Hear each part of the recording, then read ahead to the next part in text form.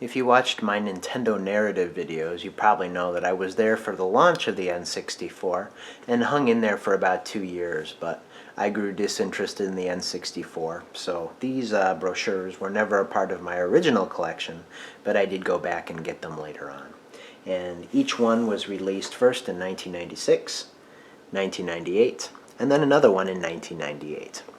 So the launch one for the Nintendo 64 changed the system. Nintendo 64. Your brain won't believe your eyes.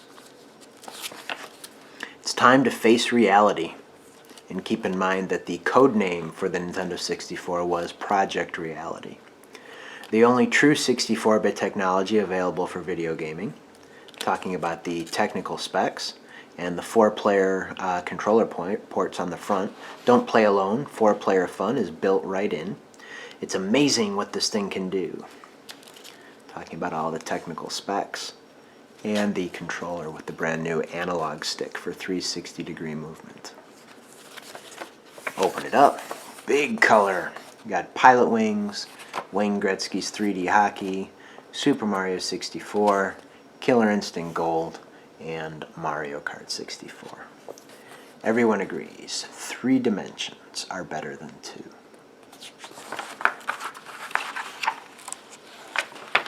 And you open it up, and the eye is in the middle, talking about all these games, which sadly, only 2 of them were available at launch. When this system launched, you could get Super Mario 64, and you could get Pilot Wings 64, both of which shown right up at the top there.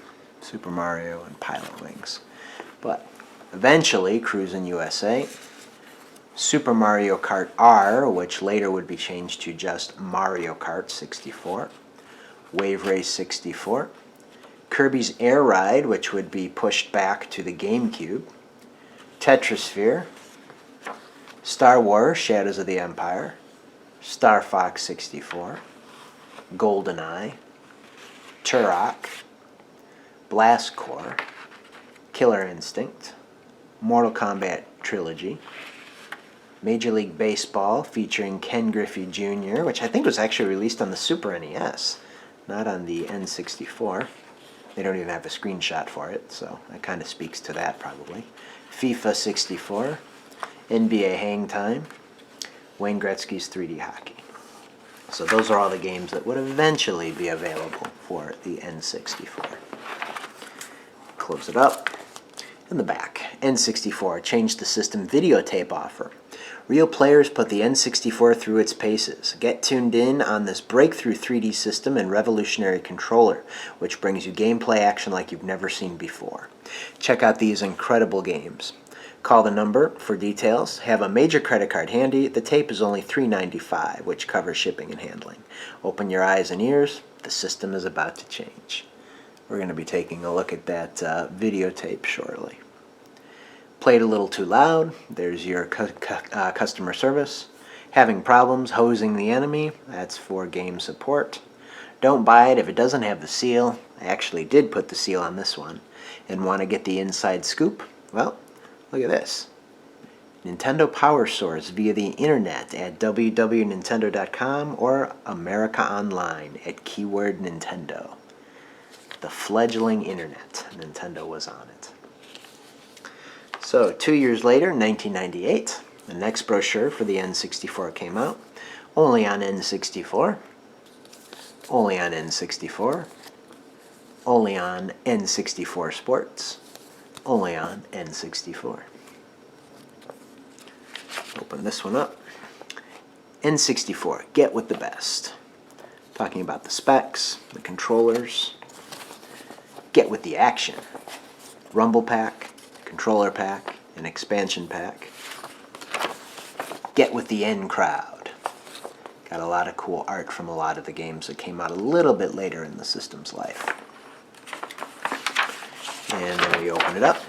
You got kind of a circular motif going on again. Mario Kart 64, Super Mario 64, Ocarina of Time, 1080 Snowboarding, WCW NWO Revenge, GoldenEye, Star Wars, and Banjo-Kazooie, with several other fantastic games along the edge. Smash Brothers, Mario Golf, Earthworm Jim. I'm not sure that Earthworm Jim ever came out. Did that come out on the N64? I'm not familiar with that one if it did. Donkey Kong 64, Jet Force Gemini, Star Wars Episode 1 Racer. A lot of good games on the N64. And then the back is basically the same as the front. Then finally, another one in 1998, Nintendo 64. This one's kind of cool. It's got kind of a two-tone gray-black thing going on there. Nintendo 64. What do you do after dark? You got some kids here with 3D glasses on. Got Ocarina of Time, Turok 2, 4-player capability, and NFL Blitz. Open her up. Not quite as many games featured here. N Sports. Is this all N Sports? Yeah. This one's more for N Sports here on the top. NASCAR 99, NFL Quarterback. Again, WCW, NWO. Fox Sports, College Hoops, Cruisin' World. And then some more of the non-sports games. Star Wars Road Squadron, Banjo-Kazooie, Duke Nukem, and F-Zero X. Get in or get out. That's one of their cooler marketing slogans that they came up with. And then the back, kind of advertising the player's choice. All of the best-selling games on the N64 for $39.95. GoldenEye, Super Mario 64, Diddy Kong Racing, Star Fox 64, Turok, Mario Kart, WCW, Wave Race, Cruisin' USA, NBA Courtside, and Star Wars. All those games released with Player's Choice packaging and a lower price of $39.95. All to tide us over until Nintendo's next big thing, which was the Game Boy Advance.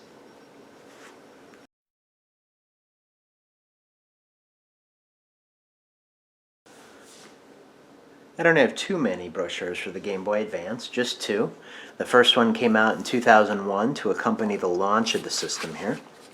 It has a little bit of a different of aesthetic than the one that came out a year later in 2002. But you open it up, and you got some blueprints here. Kind of cool. LCD reflective TFT color LDC. I wonder if that's a typo. Screen size 40.8 millimeters by 61.2 millimeters. Resolution 240 by 160 dots. Display capability 32,768, just like the Super NES. So giving you some of the technical specs here. Kind of a cool aesthetic with the blueprint. Game Boy powers up. You got the colors that were available. Glacier, Arctic, Indigo, and Fuchsia.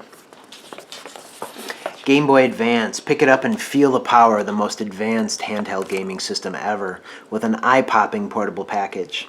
Bigger screen, brighter colors, bolder graphics, and digitized stereo sound. It's not just new, it's a new generation. So Game Boy Advance powers up. And we got the blueprint background again, showing us several of the games that were going to be coming out soon for the brand new 32-bit Nintendo handheld. Life Advanced with Game Boy Advance.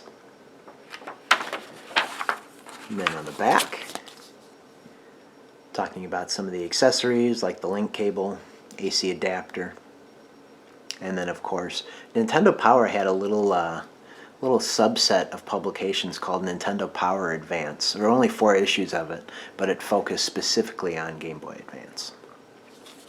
So this is the launch brochure, 2001. Follow-up brochure in 2002.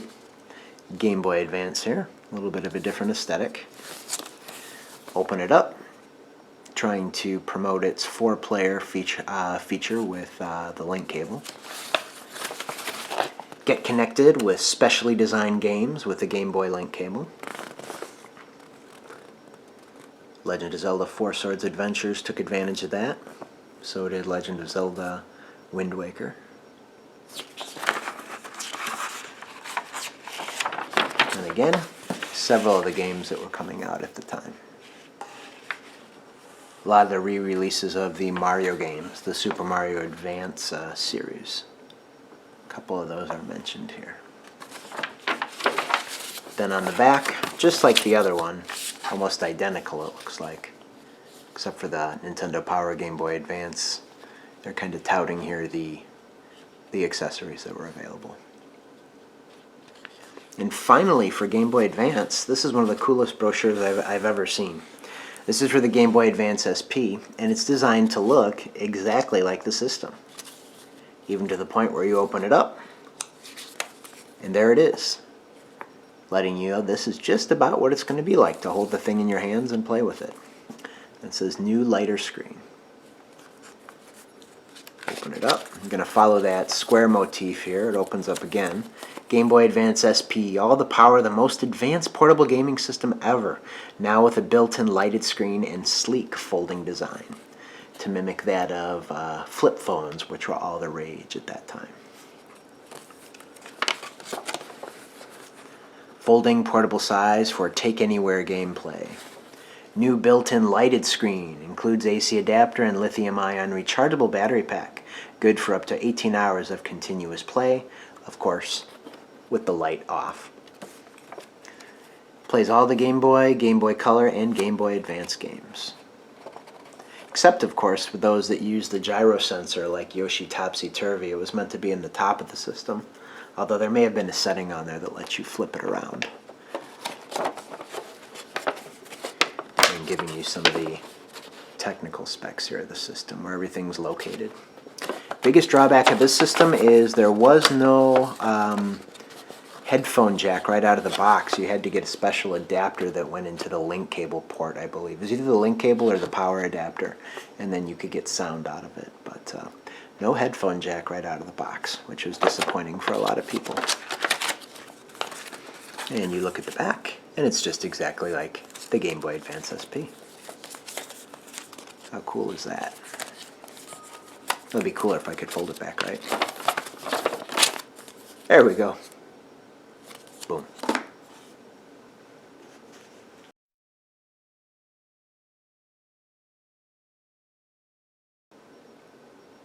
And just like the Game Boy Advance, the GameCube, which was released around the same time, 2001, 2002, has two brochures for it. And interestingly, the second one, if we compare them again to the Game Boy one, the second one definitely has a similar design motif going on, which is pretty cool. But we'll take a look at the launch brochure for the Nintendo GameCube in 2001. Again, we have the blueprint aesthetic, just like the Game Boy Advance, which is pretty cool. Pictures of the system here, talking about the controller. And you open it up.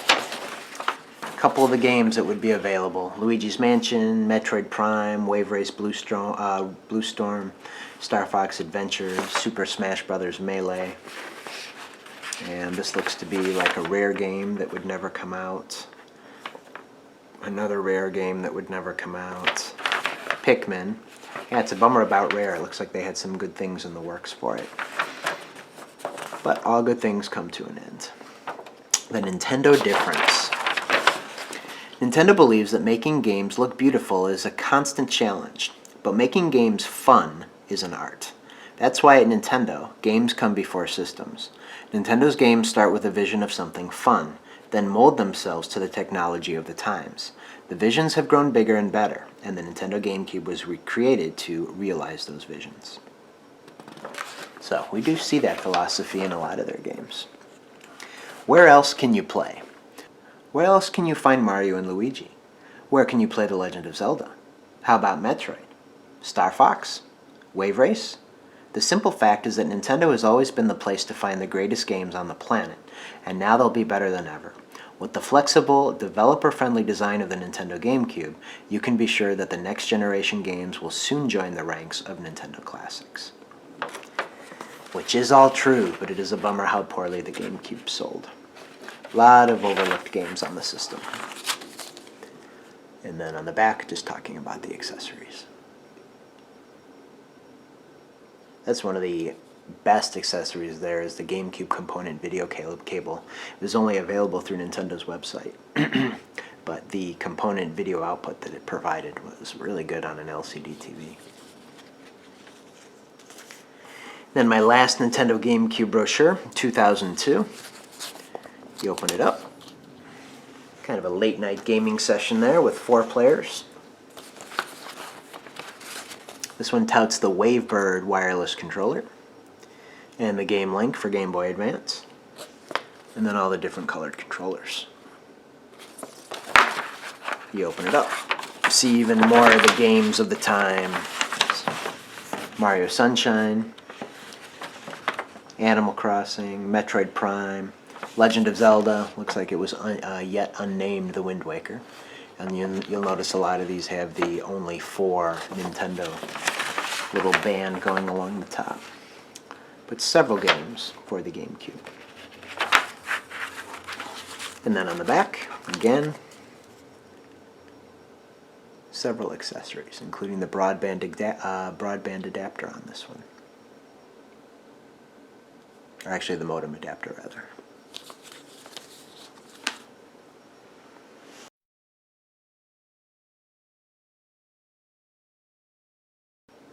Now the Nintendo DS brochure marks my last system brochure, at least in typical format. If it's a trifold or if it's a poster, Nintendo did those earlier on. With the advent of the Wii, they went to more of a DVD style brochure marketing campaign, where you pop the DVD into your player and hear about the systems and the games rather than take a look at a brochure. So Nintendo has put out informational material in the forms of brochures for newer systems, such as the 3DS and the Wii and the Wii U, but those took on a different form. So this is the last one I have for the Nintendo DS that's in that traditional form. Nintendo DS. Touching is good. Very plain. Nintendo DS puts the gaming revolution in your hands. Nintendo introduces the most exciting, revolutionary gaming system ever, the Nintendo DS. This portable gem brings to the marketplace the most functional, necessary piece of hardware for the 21st century. Alongside the traditional game screen, the inclusion of a touchscreen to the DS changes the way video games will be played. In addition to pressing buttons, gamers will use a stylus on the second screen to actually touch the game. As if a touchscreen wasn't revolutionary enough, every Nintendo DS comes with a built-in wireless communication. Experience a totally new way of playing games with revolutionary touchscreen and voice recognition. Play impressive new 3D rendered Nintendo DS games and play all your favorite Game Boy Advance games in single-player mode. Built-in wireless communication allows you to experience real-time multiplayer gameplay, and draw, sketch, write, and send wireless messages with built-in communication tool PictoChat, which I seriously question if anybody ever used. I know I did. And then on the back, some of the games that were available soon after the system's launch.